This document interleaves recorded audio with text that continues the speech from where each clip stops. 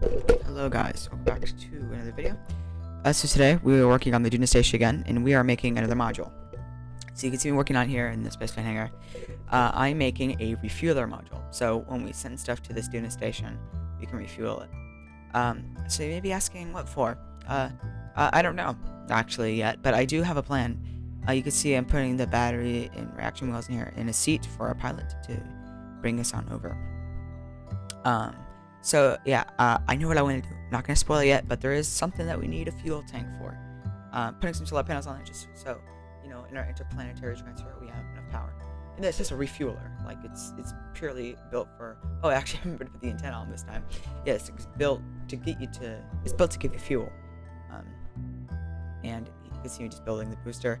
It's pretty much the same booster I make in all my videos. It's just a little fairing connecting to the docking port with the stuff. Two fuel tanks and a Wolfhound engine. This is a really good setup for getting to Mars. Now, if you look at my delta V readout on Cobalt Engine Redux, I have 6,000 meters per second of delta V in that Wolfhound engine. And you may be saying, "Wow, that is a lot of delta V." How? And that is because the refueler is actually connected to the Wolfhound engine in an accident. I accidentally connected those fuel tanks to the Wolfhound engine, which, you know, it's pretty nice. I have lots of extra delta V. I do end up emptying that Wolfhound engine fuel tank at the end of this video and putting it in the refueler. But yeah, I have way more fuel than I could ever need because I'm literally carrying a refueler and I'm using the fuel from the refueler. So yeah, here we are. I launched it doing a transfer window, and we should be leaving any second now. Right now I'm just doing staging and stuff, and yeah, here we go. We have what's that? The top Kerman. She is our pilot, taking us there. That little external command module that's just going to be in there for more than a year. So yeah, this is pretty standard gravity turn. You know, nothing special. Pretty much the same exact rocket. It looks like an SLS. Yet again, copyright me. So some people asked what mods I asked. One person actually asked what mods I used. I used Astronomer's Visual Pack without scatter. I moved it in files. Parallax. I left a list of the mods I did in the last video's description. I'm probably not going to put it in this video's description. But yeah, if you want, you can check the Mars Duna core video, the core section. You can check that and it'll tell you. So here we are. You know, I actually didn't have enough fuel to circularize in the first stage. Interestingly enough, which is unusual. I usually circularize with that first stage, but I used the Wolfhound engine. It wasn't that big of a deal, you know. If you look at my Apple Apps' height, it's getting that high.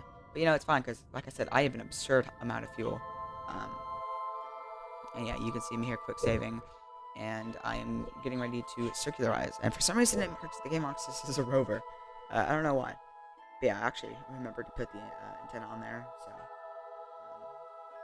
we have that. Got some solar panels just for power for the SAS wheels.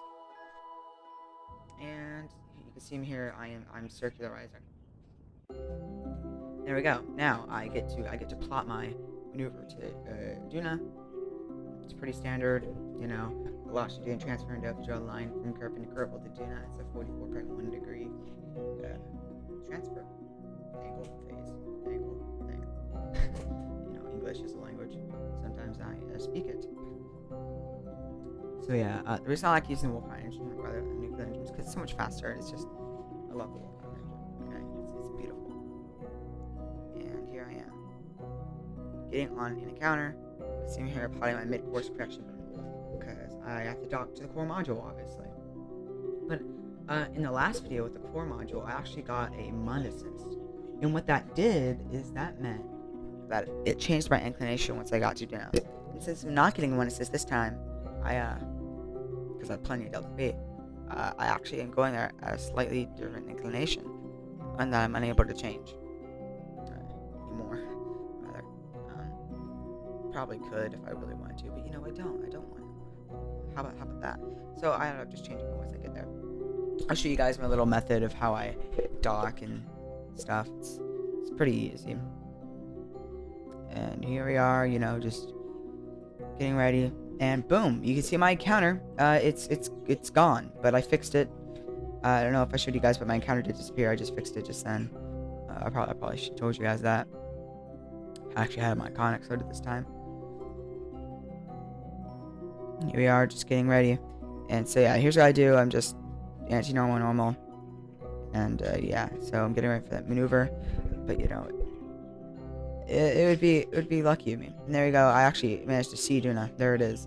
You can't see it, but it's a little red dot there. And there we go. Yeah, I actually managed to see it before I hit Scream Influence this time, and I had to redo the maneuver node because it screwed me over.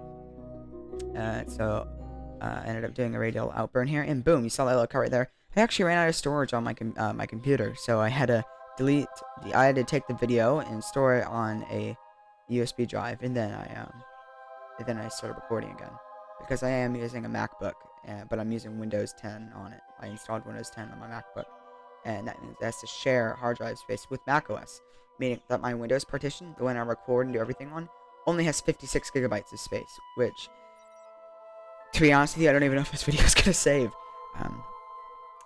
I have had issues in my last video, especially. I spent little hours trying to figure out my storage just so I could get a video on there. Here we are, you know, doing my burn. Just burning, you see Ike there. Circular racing around Duna, which, you know, it doesn't look the best actually in this. I mean, with all things considered, this mod pack is supposed to make things look a lot better. Honestly, I don't see much of a difference with Duna. On the surface, it does look better though. You know, spoiler alert, hint for the next video. Totally, it's not obvious. Here I am, just fast forwarding to an encounter. What I do is I get to a close encounter, and then I do retrograde, so we're at equal speed. Let's say I do here a retrograde burn, so we're at equal speed. And until we are at 0 meters per second difference. I got really lucky here, and it was really easy. Then I actually face the target, and then I accelerate towards it, and that gets me on an encounter. So that's pretty much my method. And then I do retrograde once I get close. I got within 0.5 kilometers here.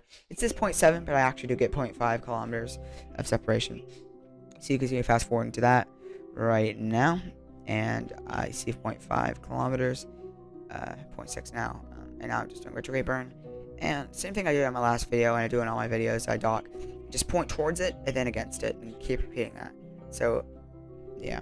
Fun fact right now, my USB drive and mouse are plugged in, so I don't have, or my microphone are plugged in.